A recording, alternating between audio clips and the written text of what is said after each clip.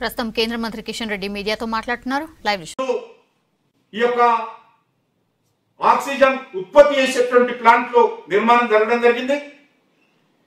ఈ ప్లాంట్ లో కొన్ని దగ్గర 500 LPM అంటే లీటర్ పర్ మినిట్ అవి 1000 చేసేటువంటి ప్లాంట్స్ ఉన్నాయి. కొన్ని ప్రాంతాల్లో చిన్న బెడ్స్ తక్కువ బెడ్స్ ఉన్న దగ్గర చిన్న ఆసుపత్రులలో 500 లీటర్స్ పర్ మినిట్ ఉత్పత్తి చేసేటువంటి ప్లాంట్స్ కూడా ఏర్పాటు చేయడం జరిగింది. ఇది ఈ ఆసుపత్రులు ఇప్పటికే నేను చెప్పినట్టు ఏ రకమైనటువంటి ఇబ్బంది లేకుండా ఆక్సిజన్ వినియోగం కూడా జరుగుతూ ఉంది. ఈ యొక్క ఆక్సిజన్ ప్లాంట్లను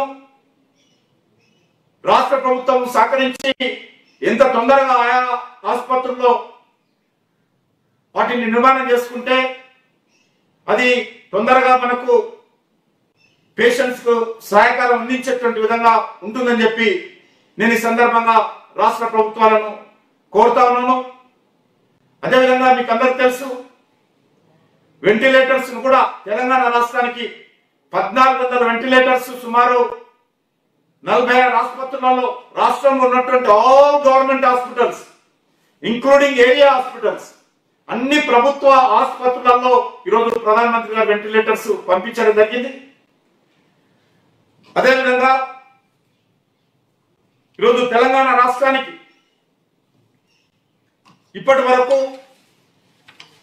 ఈ యొక్క వ్యాక్సినేషన్ ఏదైతే ఉన్నదో వ్యాక్సినేషన్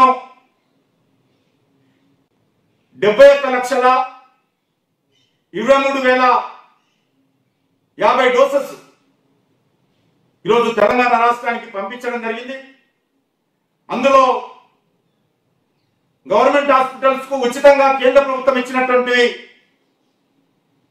65,86,450 డోసెస్ ప్రభుత్వ పరంగా ఇవ్వడం జరిగింది. ప్రైవేట్ హాస్పిటల్స్ తెలంగాణలోని ప్రైవేట్ హాస్పిటల్స్ కూడా 5,36,600 doses Covid doses corona doses ఈరోజు ఇవ్వడం జరిగింది. టోటల్ గా 71,23,050 డోసెస్ తెలంగాణ రాష్ట్రానికి ఇవ్వడం జరిగింది. 27 ప్రైవేట్ హాస్పిటల్స్ 27 ప్రభుత్వ ప్రైవేట్ హాస్పిటల్ డోసెస్ అందివ్వడం జరిగింది. అందులో ఇంతకు చెప్పినట్టు 5,36,600 డోసెస్ 27 హాస్పిటల్స్ కు అందించడం జరిగింది. అదేవిధంగా మన ఆంధ్ర రాష్ట్రానికి మరో తెలుగు రాష్ట్రమైనటువంటి మన ఆంధ్ర రాష్ట్రానికి కూడా సుమారు 95,59,440 డోసెస్ ప్రభుత్వ పరంగా ఈరోజు గవర్నమెంట్ హాస్పిటల్స్లలో వెళ్తున్నాయి. ఇందులో ఒక 15,000 మాత్రమే ప్రైవేట్ హాస్పిటల్స్ లో ఇవ్వడం జరిగింది. అదే కాకుండా మన యొక్క N95 మాస్కులు కానీ PPE కిట్లు కానీ రెమ్డెసివిర్ ఇంజెక్షన్ తెలంగాణకు 3 లక్షలు, ఆంధ్రకు 6 లక్షలు, అదేవిధంగా ఆక్సిజన్ ఈరోజు 450 మెట్రిక్ టన్స్ తెలంగాణకు, 590 మెట్రిక్ టన్స్ ఆంధ్రకు ఇవ్వడం జరుగుతూ ఉంది. ఈ రకంగా ఈ యొక్క కేంద్ర ప్రభుత్వం నుంచి అన్ని రకాలుగా సహకారం అందించేటువంటి కార్యక్రమం కొనసాగిస్తా ఉన్నాం. ఈరోజు రాష్ట్ర ప్రభుత్వాలు కూడా ఈరోజు అంతర్జాతీయ స్థాయిలో టెండర్స్ వేసి రాష్ట్ర ప్రభుత్వం ఈ యొక్క వ్యాక్సినేషన్ ప్రొక్యూర్మెంట్ కోసం కూడా 2 ప్రభుత్వాలు ప్రయత్నం చేస్తా ఉన్నాయి. దేశంలో ఉత్పత్తి అవుతున్నటువంటి వ్యాక్సినేషన్ లో 50% సెంట్రల్ గవర్నమెంట్ కొనుగోలు చేసి అన్ని రాష్ట్రాలకు ప్రభుత్వ ఆసుపత్రులకు పంపిస్తా ఉంది. రాష్ట్ర ప్రభుత్వం ఎక్కడ ఏ హాస్పిటల్కి వెళ్ళాలో రాష్ట్ర ప్రభుత్వాలు నిర్ణయించి వాళ్ళు పంపిణీ చేస్తారు. మిగిలిన 50% గవర్నమెంట్ హాస్పిటల్స్ లో కానీ మిగిలిన 50% స్టేట్ గవర్నమెంట్ ప్రొక్యూర్మెంట్ కోసం కానీ అందుబాటులో ఉంచేటువంటి ప్రయత్నం చేయాలని నిర్ణయమైంది. అదేవిధంగా వాళ్ళు గ్లోబల్ టెండర్స్ కూడా రాష్ట్ర ప్రభుత్వాలు ఇప్పటికే ప్రకటించడం జరిగింది. ఏదైతే మన దేశంలో డిసెంబర్ నాటికి 250 కోట్ల పైగా వ్యాక్సినేషన్ ఉత్పత్తి చేయాలని లక్ష్యంగా పెట్టుకున్నారు. ఆ దిశలో అన్ని కంపెనీలతో ఎప్పటికప్పుడు హెల్త్ డిపార్ట్మెంట్ కానీ కెమికల్ అండ్ ఫెర్టిలైజర్స్ డిపార్ట్మెంట్ కానీ అదేవిధంగా ప్రధానమంత్రి ఆఫీసులోని టాస్క్ ఫోర్స్ కానీ నీతి ఆయోగ్ కానీ ఇవన్నీ కూడా ఎప్పటికప్పుడు అన్ని కంపెనీలతో మానిటరింగ్ చేసి వ్యాక్సినేషన్ ఉత్పత్తి కోసం ప్రయత్నం చేస్తా ఉన్నాయి. అది కాకుండా ఇంకా మన దేశంలో తయారైనటువంటి వ్యాక్సినేషన్ కాకుండా బయటి దేశాలలో ఏదైతే అంతర్జాతీయ వ్యాక్సిన్ తయారీ సంస్థలైనటువంటి ఫైజర్ కానీ జాన్సన్ అండ్ జాన్సన్ కానీ మెడర్నా కానీ వీటితో ఇప్పటికే భారత ప్రభుత్వం చర్చలు జరుపుతా ఉంది. వారి వ్యాక్సిన్ ఇండియాకు ఇంపోర్ట్ చేయాలని అడుగుతా ఉన్నాము ఆయా దేశాల నుంచి. అదేవిధంగా వారు ఇండియాలోని వ్యాక్సిన్ ఉత్పత్తి చేయడానికి కావలసినటువంటి చర్యలు తీసుకోవాల్సిందిగా, అందుకోసం భారత ప్రభుత్వము ఆయా అంతర్జాతీయ వ్యాక్సిన్ సంస్థలకు ఫార్మా కంపెనీలకు అన్ని రకాల సహాయ సహకారాలు అందిస్తామని చెప్పి అనేక ప్రతిపాదనలతో పలు దఫాలుగా చర్చలు జరిగాయి. కొన్ని కంపెనీలు జూలై ఆగస్టు నుంచి, కొన్ని కంపెనీలు సెప్టెంబర్ నుంచి కూడా ఇండియాలో మ్యానుఫ్యాక్చరింగ్ కు ముందుకొచ్చాయి. అదేవిధంగా వివిధ రాష్ట్ర ప్రభుత్వాలు కూడా గ్లోబల్ టెండర్స్ వేసుకుంటే నేరుగా రాష్ట్ర ప్రభుత్వాలు కొనుగోలు చేసే విధంగా భారత ప్రభుత్వం అనేకమైనటువంటి నిబంధనలు సులభతరం చేయడం జరిగింది, సడలింపులు చేయడం జరిగింది. అంతర్జాతీయ ప్రమాణ సంస్థలైనటువంటి ప్రపంచ ఆరోగ్య సంస్థ కానీ WHO, అమెరికాకు చెందినటువంటి FDA కానీ, యూరోప్ చెందినటువంటి యూరోపియన్ మెడికల్ అథారిటీ EMA కానీ, బ్రిటన్ చెందినటువంటి medical and health regulation authority కానీ, జపాన్ చెందినటువంటి PMDA కానీ వాళ్ళు ఆమోదించినటువంటి మెడిసిన్స్ ను రాష్ట్ర ప్రభుత్వాలు కొనుగోలు చేసే విధంగా, ఆ రకంగా వచ్చినటువంటి మెడిసిన్స్ కు భారత మార్కెట్ లో వచ్చే విధంగా అన్ని రకాల నిబంధనలు సరళీకృతం చేయడం జరిగింది. ఈ డ్రగ్స్ వాడాలంటే భారతదేశంలో ఏ రకమైనటువంటి క్లినికల్ ట్రయల్స్ అవసరం లేదు.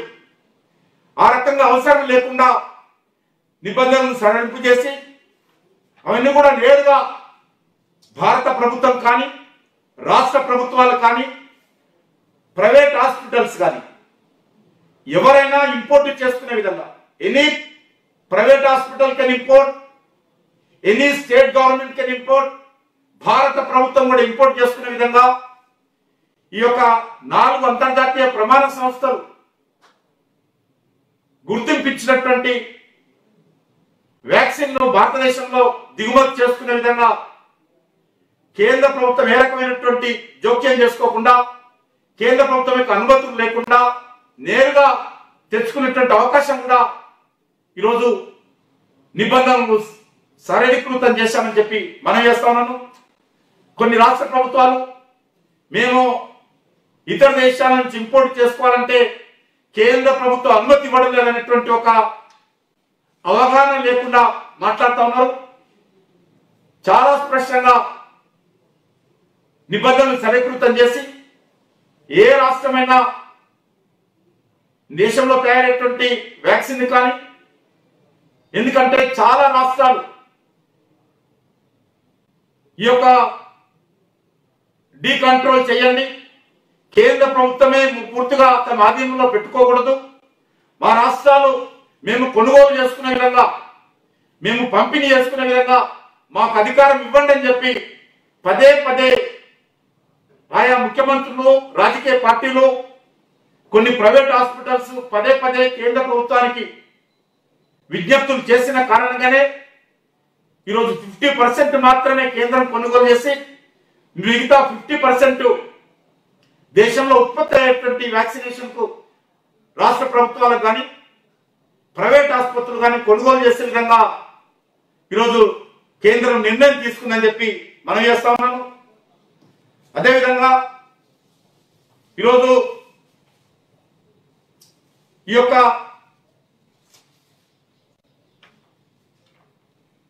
బ్లాక్ ఫంగస్ ఏదైతే ఉన్నదో, మ్యూకర్ మైకోసిన్ అనేటువంటి డిసీజ్ ఏదైతే ఉన్నదో బ్లాక్ ఫంగస్, దానికి అంపోటెరిసిన్ అనేటువంటి ఒక మెడిసిన్ అవసరం ఉంటుంది. అది నిన్న నేను ఈఎన్టీ హాస్పిటల్కి వెళ్ళినప్పుడు సూపరింటెండెంట్ గారిని ప్రశ్నించాను. ఈ యొక్క బ్లాక్ ఫంగస్ గతంలో ఈ యొక్క కరోనా సంబంధించి సమస్య రాకముందు ఎంతమంది పేషెంట్స్ వచ్చేవారంటే సంవత్సరానికి 1-2 మాత్రమే బ్లాక్ ఫంగస్ డిసీజ్ తోటి హాస్పిటల్కి వచ్చేవాళ్ళని చెప్పారు. దాని కారణంగా ఆ మెడిసిన్ భారతదేశంలో చాలా తక్కువ ఉత్పత్తి అయ్యేది, తక్కువ యూసేజ్ ఉండేది. కానీ దురదృష్టవశాత్తు కరోనా కారణంగా ఈరోజు చాలా మంది పేషెంట్స్, ప్రధానంగా డయాబెటీస్ పేషెంట్స్ బ్లాక్ ఫంగస్ బారిన పడతా ఉన్నారు. కాబట్టి దీనికోసం కూడా భారత ప్రభుత్వము హుటాహుటిన అనేక రకాల చర్యలు తీసుకున్నది. దేశంలో 1-2 కంపెనీలు మాత్రమే ఈ యొక్క అంపోటెరిసిన్ మెడిసిన్ ఉత్పత్తి చేసేవాళ్ళు. దాన్ని ఈరోజు భారత ప్రభుత్వము 11 కంపెనీలతో మాట్లాడి అక్కడ ప్రొడక్షన్ ఉత్పత్తి చేసే విధంగా చర్యలు తీసుకుంటుంది. అదేవిధంగా ఈ 31 లోపల 3 లక్షలు మరి డోసెస్ ఈరోజు భారతదేశానికి వాయిల్స్ అంటారు, వాటిని దిగుమతి చేసుకుంటున్నాం. జూన్ మొదటి వారంలో మరొక 2 లక్షలు వస్తాయి. అదేవిధంగా మన తెలంగాణ రాష్ట్రానికి ఇప్పటి వరకు ఈ యొక్క అంపోటెరిసిన్ మెడిసిన్ ఏదైతే ఉన్నదో 10,120 వాయిల్స్ ఇవ్వడం జరిగింది. నిన్నటి రోజే 4,140 వాయిల్స్ ను అంపోటెరిసిన్ మెడిసిన్ ను తెలంగాణ రాష్ట్రానికి సరఫరా చేయడం జరిగింది. అదేవిధంగా ఆంధ్ర రాష్ట్రానికి కూడా 12,230 ఇప్పటి వరకు అంపోటెరిసిన్ సంబంధించిన వాయిల్స్ ఆంధ్ర రాష్ట్రానికి ఇవ్వడం జరిగింది. నిన్న ఒక్కరోజే ఆంధ్ర రాష్ట్రానికి 4,450 అంపోటెరిసిన్ మెడిసిన్స్ ను వాయిల్స్ ను నిన్న ఆంధ్ర రాష్ట్రానికి పంపిణీ చేయడం జరిగింది. ఇంకా జూన్ మొదటి వారం లోపల చాలా పెద్ద ఎత్తున దేశంలో ఉత్పత్తి అవుతాయి. ఇతర దేశాల నుంచి కూడా ఎక్కడెక్కడ అందుబాటులో ఉంటే అక్కడి నుంచి కూడా ఈ యొక్క బ్లాక్ ఫంగస్ బారిన పడేటువంటి పేషెంట్స్ ప్రాణాలు రక్షించడం కోసం ఈ యొక్క మెడిసిన్ ఇంపోర్ట్ చేసుకొని ఉత్పత్తి చేసి రాష్ట్రాలకు పంపించేటువంటి కార్యక్రమం చేపట్టడం జరిగింది. దేశవ్యాప్తంగా ఇప్పటి వరకు ఈ యొక్క 2,39,960 వాయిల్స్ ను ఇంపోర్ట్ చేసుకోవడం కానీ, దేశంలో కొన్ని కంపెనీలు ఉత్పత్తి చేయడం కానీ, ఈ యొక్క అంపోటెరిసిన్ సంబంధించినటువంటి వ్యాక్సిన్ ను ఉత్పత్తి చేసి దేశంలో ఉన్నటువంటి అన్ని రాష్ట్రాలకు పంపిణీ చేయడం జరుగుతూ ఉందని మనం చేస్తున్నాం. అదేవిధంగా వృద్ధులకు, దివ్యాంగులకు వాళ్ళ ఇంటి సమీపంలోనే ప్రత్యేకంగా వాళ్ళ కోసం 60 సంవత్సరాలు దాటినటువంటి వృద్ధులకు కానీ, దివ్యాంగులకు కానీ సుదూర ప్రాంతాల్లో వాళ్ళని తీసుకెళ్ళకూడదు. ఎంత వీలైతే అంత దగ్గర ఇంటి చుట్టుపక్కలనే వ్యాక్సినేషన్ ఇవ్వాలనేటువంటి కార్యక్రమాన్ని కూడా కేంద్ర ప్రభుత్వం అన్ని రాష్ట్రాలకు విజ్ఞప్తి చేస్తూ నిన్న మరి అడ్వైజరీస్ జారీ చేయడం జరిగింది. అదేవిధంగా జర్నలిస్టులు ఎవరైతే దురదృష్టవశాత్తు మరి వృత్తిలో ఉంటూ ఎవరైతే మరి చనిపోయారో వాళ్ళను కూడా ఆదుకోవాలనేటువంటి కార్యక్రమము కేంద్ర ప్రభుత్వము నిర్ణయం తీసుకున్నది. ఇప్పటి వరకు 67 మంది దేశవ్యాప్తంగా దరఖాస్తులు జర్నలిస్ట్ వెల్ఫేర్ అసోసియేషన్ కు పంపించారు ఢిల్లీకి. వాళ్లకు 5 లక్షల చొప్పున ఆర్థిక సహకారం అందించాలని చెప్పి కూడా మరి ఇన్ఫర్మేషన్ బ్రాడ్కాస్టింగ్ మినిస్ట్రీ ఆధ్వర్యంలో నిర్ణయం తీసుకోవడం జరిగిందని చెప్పి కూడా మనం చేస్తా ఉన్నాము. ఆ రకంగా భారత ప్రభుత్వము అన్ని రకాలుగా ఈ యొక్క కరోనాను ఎదుర్కొనేటువంటి చర్యలు చేపడతా ఉంది. కాబట్టి నేను మరొకసారి ప్రజలను కోరుతా ఉన్నాను, రాజకీయ పార్టీలను కోరుతా ఉన్నాను, ప్రచార ప్రసార సాధనాలను కోరుతా ఉన్నాను, సోషల్ మీడియాలో ఉన్నటువంటి మిత్రులను కూడా కోరుతా ఉన్నాను.